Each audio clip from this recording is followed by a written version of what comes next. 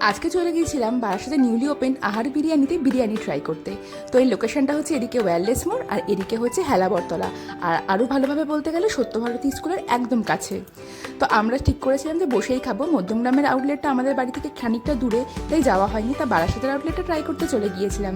ওদের এই সিটিং অ্যারেঞ্জমেন্টের ভেতরটা ছিল পুরোপুরি এয়ার কন্ডিশন এবং প্রচণ্ড হাইজিন মেনটেন করা।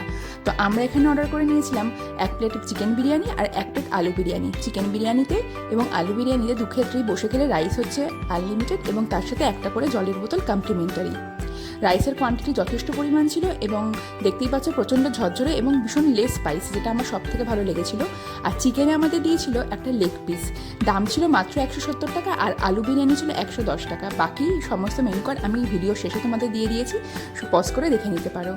তো কেমন লাগলো ভিডিওটা জানিও। যারা যারা এখনও ট্রাই করেনি অবশ্যই একবার করে আহার বিরিয়ানিতে ট্রাই করো, নিশ্চয়ই ভালো লাগবে। Follow for more.